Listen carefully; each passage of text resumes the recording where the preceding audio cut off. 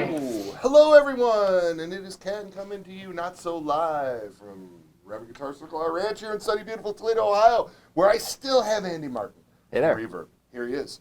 Andy has his own Airwave 12-string. I do in natural. I use it a lot in compressor demos or anything that I want to fatten up with a backing track.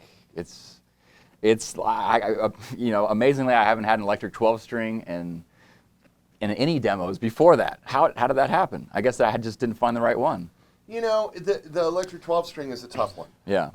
Nobody ever really thinks about it as the core of their business, except for maybe a Rick or something. Sure. Where they're very prevalent. But in those cases, and to their credit, I never sit here and dog on my competitors because, folks, I am addicted to the electric guitar. Yeah. I love everything about electric guitars. And Rick makes some sweet ones, and they are definitely a part of the sound and the fabric of what could be considered classic rock. Yeah. With the Beatles and the Byrds and of course Tom Petty. Tom Petty. Yeah.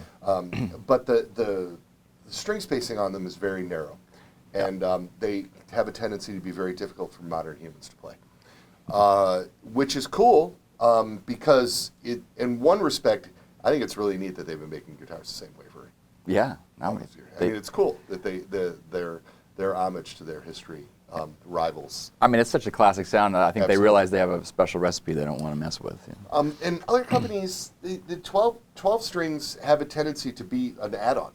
Yeah. You know, yeah. we make this model, now we're going to make it a 12-string. Mm-hmm.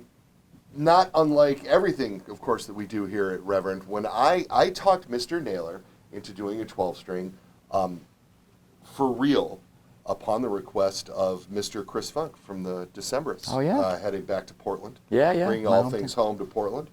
And Chris had a modded Club King guitar that we bought a Warmoth 12-string neck. Oh, really? Put it on the Club King. Wow. And Joe spent a little bit of time with it and gave it to Chris. And I believe Chris played that guitar quite a bit with the bass contour rolled down.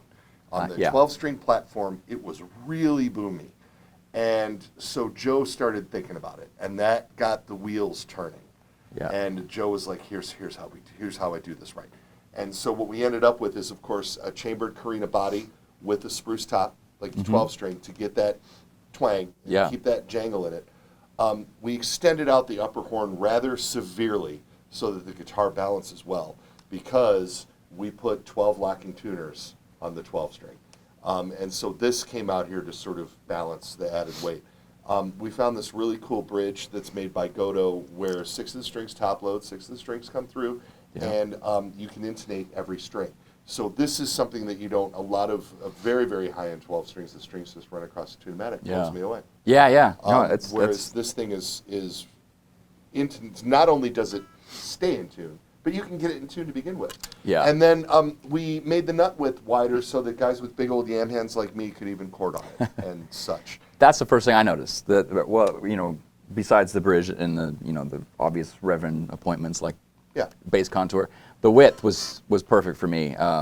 Because, like you said, I mean, there's some other ones out there that kind of are traditional and narrow, and I've never been able to get into that. So. Play a little bit on this. Okay, yeah, let's do it. You've got a lot of experience with yours. And you were talking to me how the bass contour and using the bass contour with different compressors and different amps and how you can really manipulate the sound of this guitar in particular. So fire away, man. So I'll give you, more. Bass contour's up, and let's just say like neck pickup. So I mean, that's not the most jangliest setting you'd think, but. Right.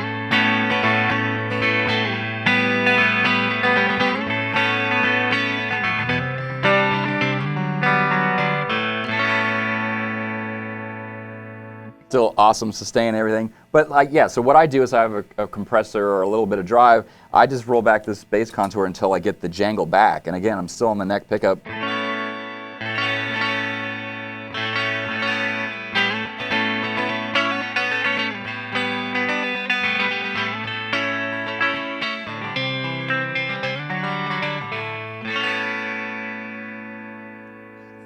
Yeah, so I only roll it back like 25%, and then just you kind of hear that chime. I mean, it might not come through your speakers, but you just kind of hear it bloom a little bit more, and that's all I needed. So that's really cool to have. The bridge pickup has a really, really sharp attack on this. The P90s, of course, throw a lot of mid-range. Yeah. And so you can sit this in the mix just about. There's a ton of different options right at Yeah. your fingertips as far as where you want this guitar to be and whether you want it to be a lead instrument or how exactly you want to do it. Yeah. So go ahead and hit a little bit of the Yeah. bridge. And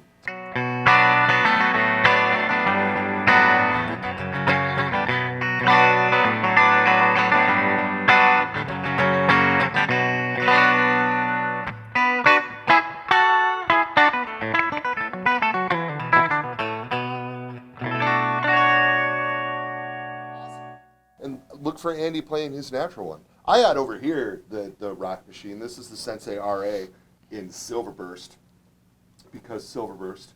These are Railhammer chisel pickups because chisel. Accented mid-range, medium, high output. We do a higher output bridge pickup in the Railhammer line, but this thing is the crusher. And Silverburst is just a good. It's a rock and roll.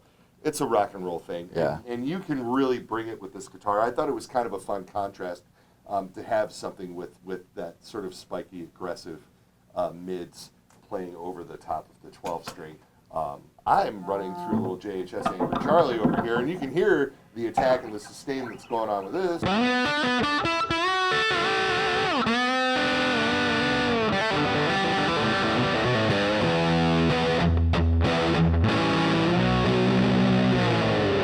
Can you dig it?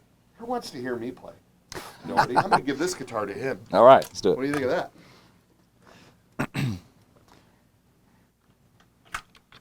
Yeah, I'm a fan of the Railhammers, must say.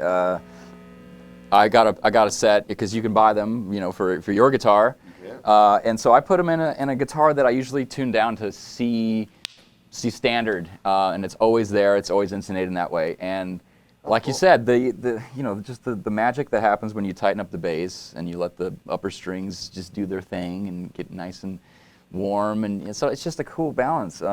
So I like that you guys have so many different flavors. So which one is this? Those are the chisels. The chisels, okay. Yeah, those are designed Yeah. to bring the rock. Yeah, definitely bring the rock. Wow, maybe I should. Yeah. Oh, maybe you should.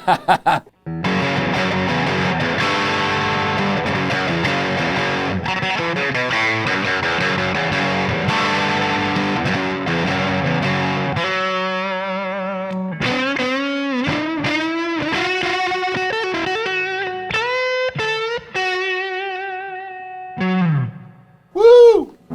Cool, everybody. Hey, thanks for joining in. There's more to come. I'm going to give you that little E minor thing, and you can, Let's do it. I don't know how I'm going to, but it's going to be something like this.